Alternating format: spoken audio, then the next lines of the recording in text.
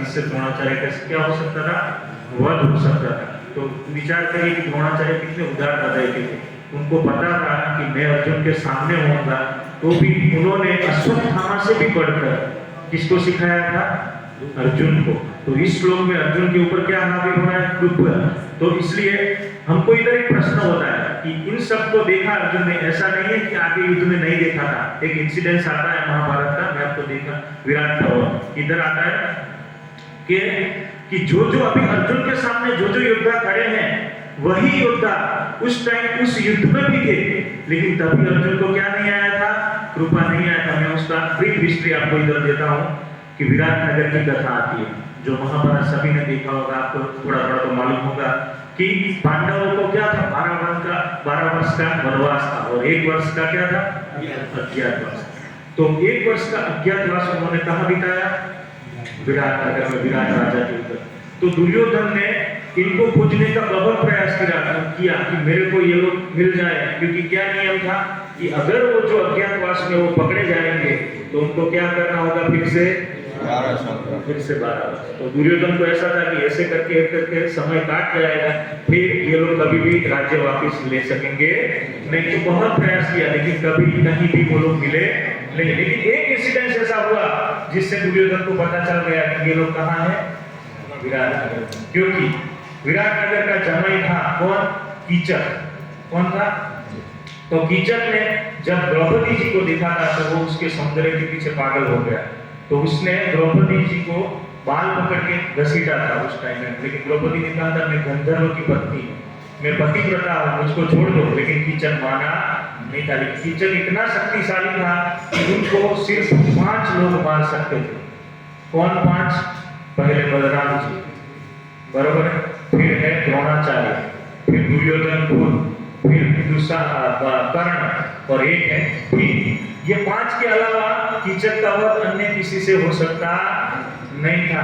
तो जब कीचक ने द्रौपदी के साथ ऐसा व्यवहार किया, तब द्रौपदी जी ने रसोईशाला, पाकशाला में जहाँ भीम सोते थे, क्योंकि वो वहाँ पे क्या थे, मुख्य रसोई, बावर्ची के स्वरूप में वहाँ पे रूप बदल के रह रहे थे।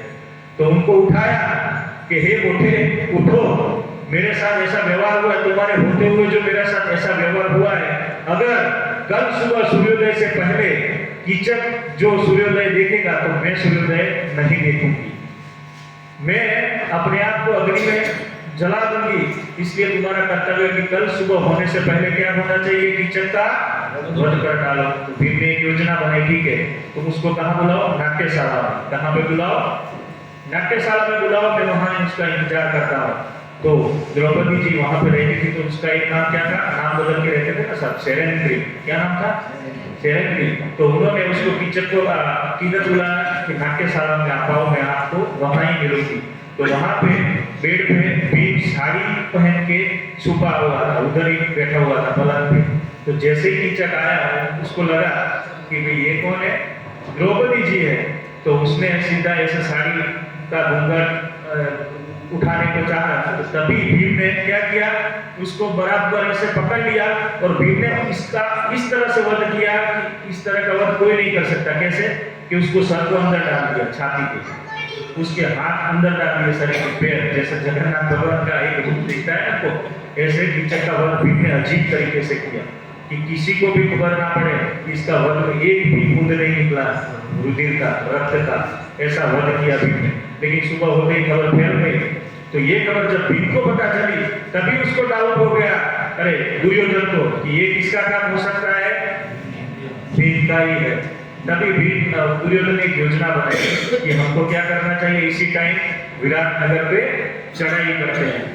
लेकिन डायरेक्ट तो परमिशन मिलेगी नहीं। वो गए धृतराष्ट्र के पास कि हमको क्या करना है, राज्य का विस्तार करना है। पहले क्षत्रिय ऐसे होते थे कि राज्य का विस्तार करना है तो आपको उस राज्य पे चढ़ाई करके उसको जीतना होता है, फिर वो आपका हो जाता है जब आप अगर उसको जीत लेते हो। तो जब पहले तो धृतराष्ट्र ने मना किया, नहीं नहीं हमको किसी राज्य का विस्तार नहीं करना, अपना राज्य बढ़िया चल रहा है। लेकिन पुत्र मोह के कारण, पुत्र की जिद के आगे उसको झुकना पड़ा। फिर धृतराष्ट्र ने परमिशन दी, लेकिन दुर्योधन ने उसमें भी एक योजना बनाई कि सप्तन नाम के जो उसके पास राजा थे एक प्रदेश के, उसको पहले आक्रमण करने भेजा विराटनगर में। तो जैसे ही वो आक्रमण करने आए, जो विराट राजा थे वो जो बाकी के 4 पांडव थे उधर उनको लेके कहाँ चले गए, जो राजा दुर्योधन ने भेजा था उसके साथ लड़ने चले गए। और जब वो लड़ाई चालू थी तब दूसरी तरफ कौरव सेना आई, दूसरी तरफ ये जो हमने जब जो नाम दिया वही सब सेना दूसरी तरफ से आई और जो विराट नगर की गाय थी उसका अपहरण शुरू किया।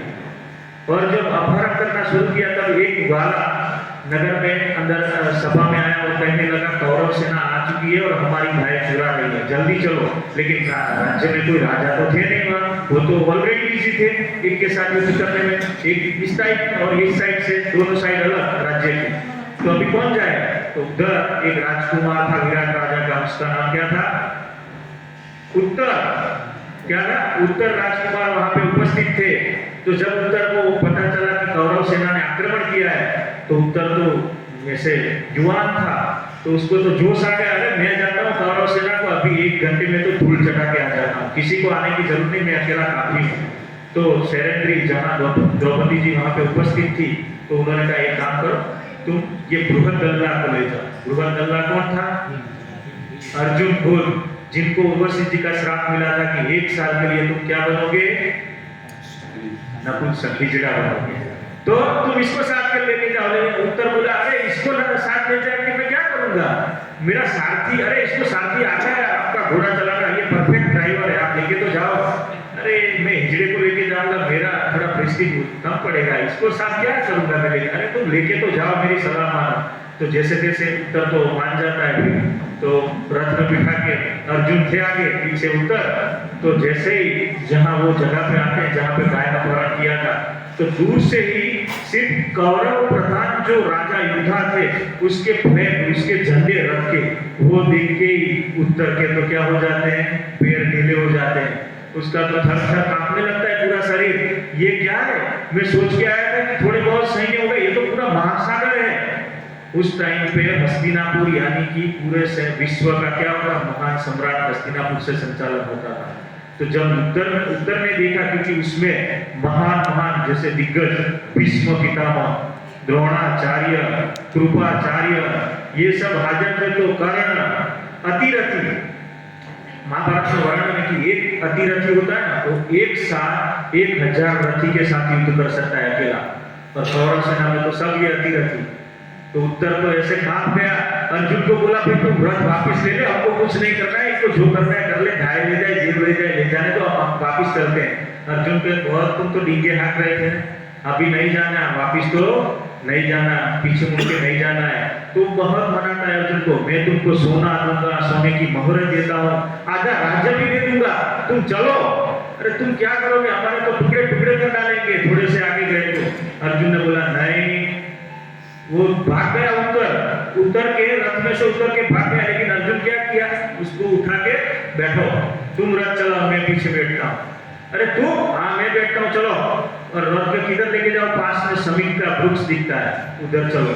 तो समीक के वृक्ष के पास अर्जुन उसको लेके अपने उत्तर को बोले कि उत्तर वो वृक्ष के ऊपर चढ़ो। और वृक्ष की बखोल में एक बड़ा सा पोटला था, उत्तर ने बोला कि अर्जुन ने बोला उसको उतार के नीचे लाओ मेरे पास। वैसे उत्तर भी शक्तिशाली था, महारथी था, महारथी यानी 100 रथी के साथ अकेला लड़ सकता है। तो उत्तर को बोला, तो उत्तर लेकिन जैसे ही उसको पुतली को निकालने गया, लेकिन वो धड़ाम से गिर गया उसके नीचे, उससे वो ऊंची भी नहीं हो पाई, उससे वजन वो नहीं उठाया गया। तो फिर नीचे देख के पुतली में देखता है तो दिव्य अस्त्र गांडीव देख के, उसका तो महाभारत में वर्णन है, उत्तर का छाती जैसे फट चुका हो ऐसा नहीं, क्योंकि गांडीव इतना खतरनाक शस्त्र है। एक गांडीव है भगवान विष्णु का धनुष सारंग, ये बहुत पावरफुल है। तो गांडीव देख के तो उसको ऐसा लगा कि ये कौन सा अस्त्र इतना भयानक, धनुष किसका है। तभी बृहदल्ला बोला, तू तुम्हारे सामने जो खड़ा है ये मेरा धनुष है, मैं अर्जुन हूँ। तो क्या मजाक करते हो, क्या फेंकते हो, मेरे मैं ही मिला था, अभी ये मजाक का समय नहीं है, तुम इसको लेके चलो, अपने राज्य में काम आएगा। नहीं, फिर अर्जुन ने उसको सब समझा, पूरा वार्तालाप महाभारत में, हम इतना डिटेल में नहीं जाएंगे। तो फिर उत्तर को बोला, अभी तुम क्या करो, मेरे साथी बनो, बहादुरी पूर्वक मैं जो कहता हूँ वैसा करो, और ये रथ है तुम्हारा, वो मेरे काम का नहीं है। तो अर्जुन ने मंत्र बोला, और जो हमने एक इतिहास देखा था पहले कि अर्जुन को दिव्य उत्तम रथ कहाँ से प्राप्त हुआ था, अग्निदेव से। वो देखा ना आपने खांडव वन की कथा, याद है ना सबको? तो जो वो मंत्र से आता था वो रथ, और वो अर्जुन ने बुलाया, और उसमें वो अर्जुन का रथ देखकर भी उत्तर, तो ये कहाँ रथ, ये तो खिलौना लगेगा उत्तर का रथ। तो फिर अर्जुन ने बोला कि आप इसमें रहो और मैं इधर। फिर अर्जुन ने प्रत्यंचा चढ़ाई और उसकी ऐसी टंकार लगाई कि तीनों लोक में वो गूंज उठी। फिर अर्जुन यही वो योद्धाओं के सामने खड़े जाकर कभी वो मोहित, अभी आप देखिए यही परिस्थिति महाभारत के युद्ध में अभी है, लेकिन यही परिस्थिति विराटनगर में आ चुकी है, लेकिन अर्जुन को मोह नहीं हुआ। उन्होंने बहादुरी पूर्वक सबको हराया अकेले, विदाउट एनी एक भी सैनिक साथ में नहीं, कोई सैन्य नहीं, अकेले ने सभी कौरव सेनाओं को परास्त कर दिया अर्जुन ने, और सम्मोहन बाण से सबको सुला दिया। पितामह भीष्म थे, द्रोणाचार्य थे, कर्ण थे, दुर्योधन थे, दुशासन थे, शकुनी मामा थे, सब लोग को विकर्ण थे, अकेले पराजित करके सबको सम्मोहन बाण से सुला दिया। अर्जुन चाहता तो उधर ही उनका वध कर सकता था, अर्जुन चाहता तो सभी का वध उधर हो जाता, लेकिन अर्जुन ने ऐसा किया नहीं। तो अर्जुन फिर वापिस आए। तो हमारा कहने का तात्पर्य यही है कि देखो यही परिस्थिति इधर भी है, लेकिन इधर अर्जुन को क्यों मोह हुआ और उधर क्यों नहीं हुआ? उधर तो वो बहादुरी पूर्वक लड़े थे, यही सैन्य था ना, यही योद्धा थे, यही परिवार था, तो उधर क्यों मोह नहीं हुआ?